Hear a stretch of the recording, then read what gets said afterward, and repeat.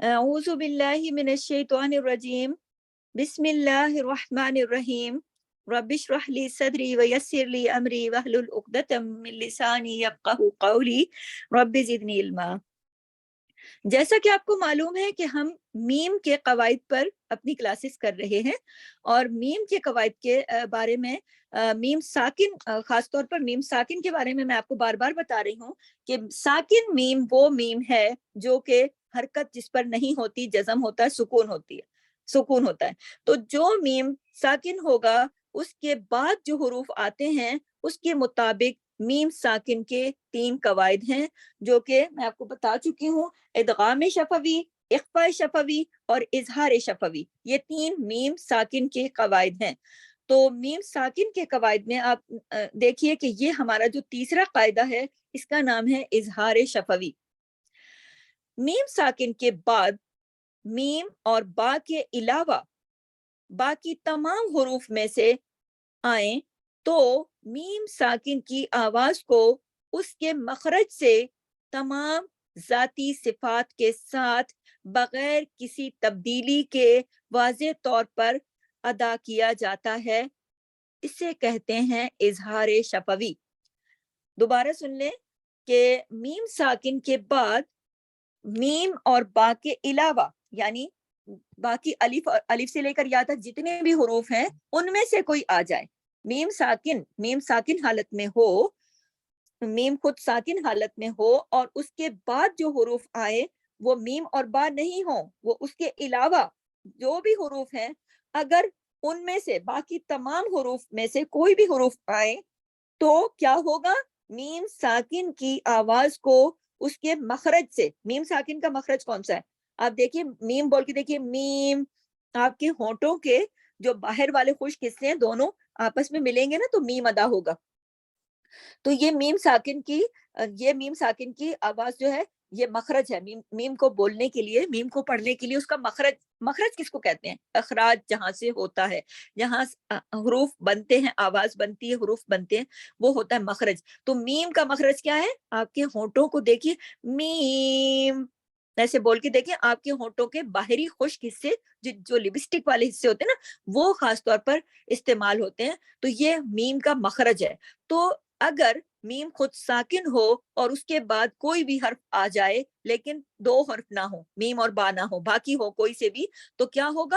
میم ساکن کی آواز کو اس کے مخرج سے، اس کا مخرج میں آپ کو بتا چکی ہوں کہ ہونٹ، باہر بیرونی حصے خشک والے، اس کے مخرج سے تمام ذاتی صفات کے ساتھ۔ ذاتی صفات کون سی ہے میم کی؟ میم کی ذاتی صفت آواز میں غنہ ہے۔ میم، آپ دیکھیے آواز جو ہے وہ ناک میں جاتی ہے، میم آواز جو ہے ناک میں جا رہی ہے، ذاتی صفت ہے۔ نون اور میم دونوں حرف ایسے ہیں کہ ان کی ذاتی صفت میں غنہ شامل ہے۔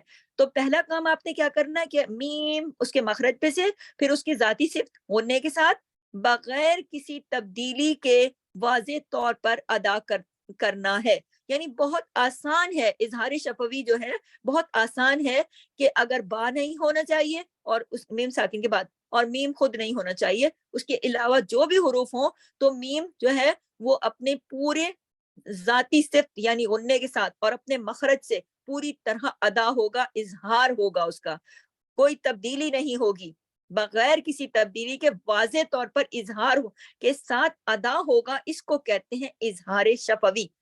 اس کی مثال ہے لہم نبیہم۔ آپ دیکھیے میم ساکن ہے، لہم، لہم، دیکھیے میم ساکن ہے اور اس کے بعد حرف ہے نون، حرف ہے نون، اور اس نون کی وجہ سے ہم اس کا اظہار کریں گے پوری طرح، اس کا لہم، لہم، اور پھر اس کا جو ذاتی صفت ہے غنہ، اس کو بھی ادا کریں گے، لہم نبیہم۔ دیکھیے آپ لوگ اپنا مائک کلوز کر دیں پلیز، اپنے مائک کا خیال رکھیں، ریکارڈنگ ہو رہی ہے نا، کلاس ہے۔ تو لہم نبیہم، نبیہم، لہم۔ اب یہ دیکھیے میم ساکن کے بعد نون ہے، یعنی کہ با اور میم کے علاوہ ہے نا نون، اس وجہ سے میم کو پوری طرح ذاتی صفت کے ساتھ، غنے کے ساتھ اور اظہار کے ساتھ پوری طرح ادا کیا جائے گا۔ تو یہ اظہار شفوی کہلاتا ہے۔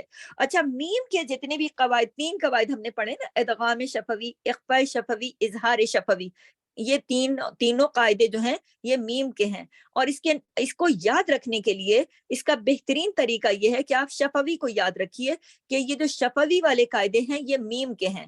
شفوی کا لفظ کیوں آیا؟ شفوی کا لفظ آیا الشفتان سے۔ الشفتان کہتے ہیں عربی زبان میں 2 ہونٹوں کو، آپ اور میم کو ادا کرتے وقت دونوں ہونٹ، میم آپ بول کے دیکھیے، آپ کے دونوں ہونٹ جو ہیں وہ استعمال ہوں گے، وہ میم کا مخرج ہے، اور اسے عربی میں الشفتان کہتے ہیں۔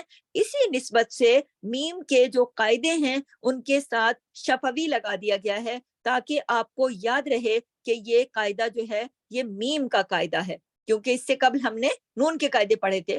تو آپ کو میم کے قاعدے یاد رکھنے کے لیے تینوں قواعد کے ساتھ ادغام شفوی، اخفاء شفوی اور اظہار شفوی اس لیے لگایا گیا کہ آپ کو یہ یاد ہو کہ یہ میم ساکن کے قواعد ہیں۔ میم کون سا؟ میم ساکن، یعنی جس پر کوئی حرکت نہیں ہوگی، جو